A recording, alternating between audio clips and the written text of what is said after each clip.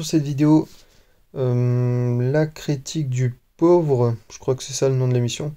Ça fait très longtemps que j'en ai pas fait, donc voilà, ça m'est sorti de la tête. Sur le film The Giver, Le Passeur, ça il me semble que c'est le titre québécois. Quoi qu'il en soit, sur le film, pour ceux qui n'ont pas vu, je vais spoiler à mort du début jusqu'à la fin avec toutes les hypothèses et mes idées, mes avis. Donc, si vous l'avez pas vu, vous arrêtez la vidéo immédiatement, vous allez le voir et vous revenez. Donc, mon avis général et global sur le film, c'est une surprise. Enfin, pas une surprise inattendue, mais un film genre, ah, ah, pas si mal. Au final, il y a un petit arrière-goût là, comme ça, je m'attendais pas à ce petit goût acidulé sur le bout de la langue. C'est à peu près l'état d'esprit dans lequel j'étais à la fin du film en me disant, j'ai- j'avais peur que ça finisse en heure... putain, j'arrive pas à prononcer ce titre. Hunger Game-like.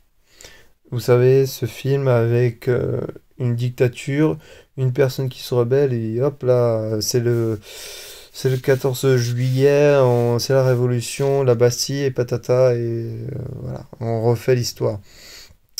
Eh bien là, c'est ça, mais pas aussi exagéré, pas aussi lourdin qu'un Hunger Game.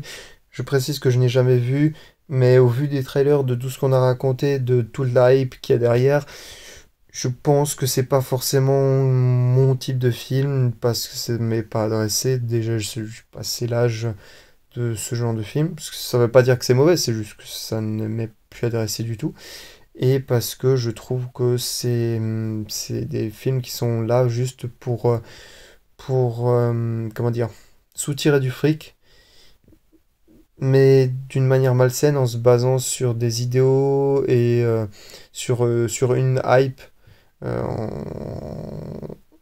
soutirant de l'argent grâce à la naïveté de la jeunesse. Voilà, c'est surtout c'est ça qui me fait que j'ai un peu du mal avec ces films. Et pour The Giver, bah, je m'attendais à ce que ça soit de la même trempe, du même calibre, mais au final, c'était un film honnête. C'est-à-dire que dès le départ, on le voit avec le personnage principal qui fait une histoire dans une histoire. C'est-à-dire que dès le départ, il va dire, je suis plus 5 lignes, disant, vous allez voir dans ce film mon histoire et j'aurais fait un choix et je ne sais pas lequel des deux est le bon et si je suis condamnable pour ce que j'ai fait. Voilà. Donc, on voit le personnage principal qui s'extirpe de l'histoire, qui fait 5 lignes comme ça dès le départ, où c'est un peu comme dans un RPG, n'importe lequel, avec vous avez un choix entre dire oui à un personnage ou non à un autre. Et j'ai trouvé ça intéressant. Donc, c'est honnête dans le sens où le film ne va pas forcément trancher net la question. La question du film, c'est est-ce que euh, est-ce qu'on doit effacer tout sentiment, qu'il soit bon ou mauvais, pour avoir un système viable qui fonctionne et sans souffrance? Ou alors est-ce qu'on accepte qu'il y ait des sentiments, des émotions, mais dans ce cas-là, on accepte qu'on souffre, et pas qu'un peu, tout en ayant la possibilité d'être très heureux de l'autre.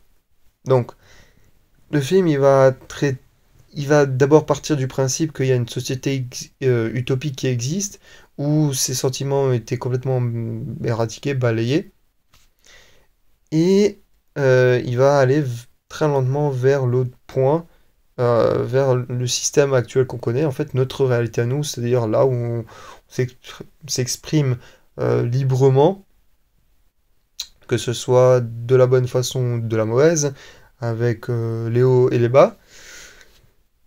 Donc ça, c'est un point qui me plaît pas trop. En fait, j'ai toujours du mal avec ces films où qui partent d'un idéal qui n'existe pas pour revenir vers nous et justifier notre vie. Au final, ça ne change rien à notre façon de voir le monde.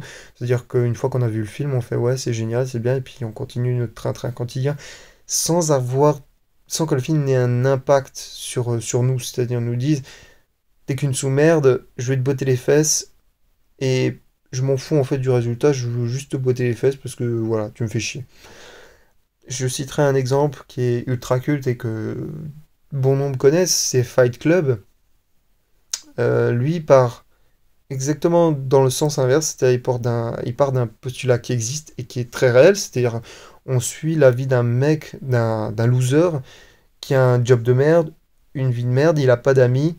euh, Ouais, voilà, un truc que tout le monde connaît, que moi je connais, que vous connaissez, le train-train quotidien, et qui part vers quelque chose de utopique.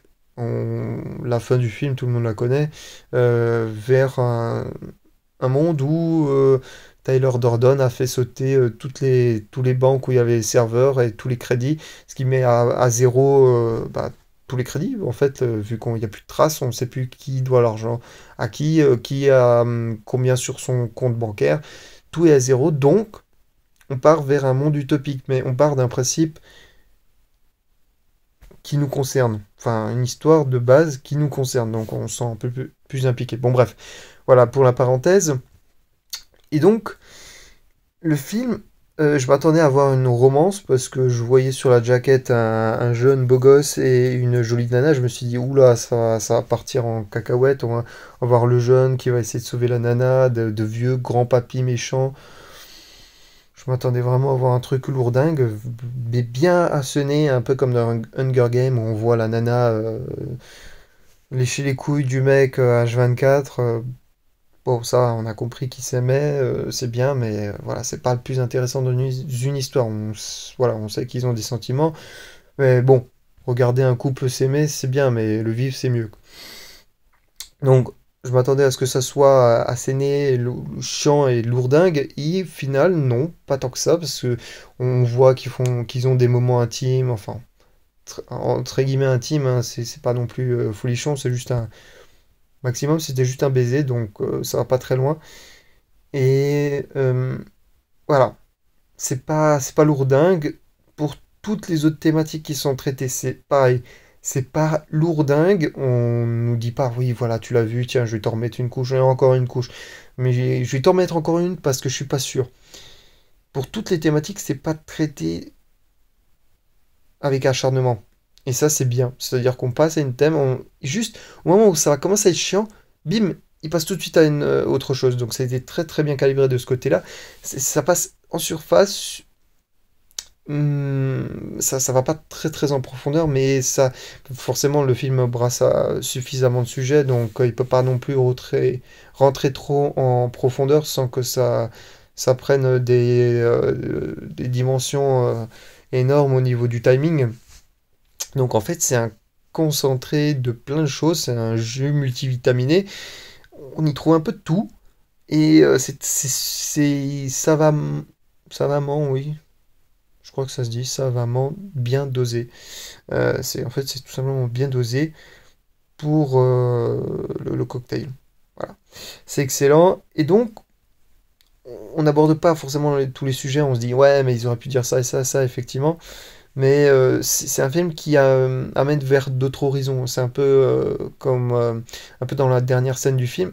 Ça finit un peu en cliffhanger. Ça finit pas en cliffhanger, mais c'est un peu la sensation. On se dit, et c'est tout. On s'attend à un petit plus, genre encore 5 minutes de plus pour finir correctement, mais ça finit assez brutalement. Enfin, pas un truc de fou, mais on s'attend à avoir quelque chose de plus et on ne l'a pas. Et c'est un peu à l'image du film, c'est-à-dire que il nous pousse à chercher plus. C'est-à-dire le film ne se suffit pas à lui-même. Il faut quelque chose de supplémentaire. Soit lire le livre pour avoir plus de réponses. C'est un peu comme dans 2001, l'Odyssée d'espace. Le film, je suis sûr que personne n'a rien compris. Mais alors personne n'a rien compris à ce qui se passait à l'écran. C'est très beau, c'est esthétique, On a des émotions très très fortes. Sur trois quarts des scènes, on est le genre là avec la bouche qui fait. Même actuellement, c'est tellement pété que vous avez la ratine qui fait. Et, voilà. Mais pour vraiment comprendre le 2001, l'Odyssée de l'espace, il faut lire le bouquin. Et là, on va comprendre tout ce qui se passe à l'écran. Et ça devient un peu plus logique et on se dit, ah, mais oui, voilà, d'accord, là, ça explique tout. Je pense que c'est le genre de film où il faut lire le livre et ensuite peut-être se renseigner un peu plus sur certains sujets qui nous ont plu, qui ont été traités dans le film, et voir d'autres médias qui en parlent, mais plus en profondeur, et qui en font leur spécialité. Donc, c'était une review, une critique très très rapide sur le film. C'est un film vraiment sympathique. Ça s'adresse évidemment plus aux ados, mais c'est pas lourd que ce soit un Hunger Game-like. Ça reste soft, c'est correct, c'est très bien maîtrisé au niveau des thèmes et surtout de leur traitement.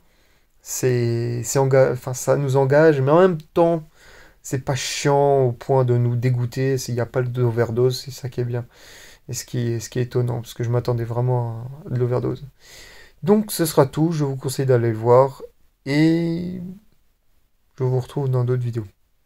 A plus.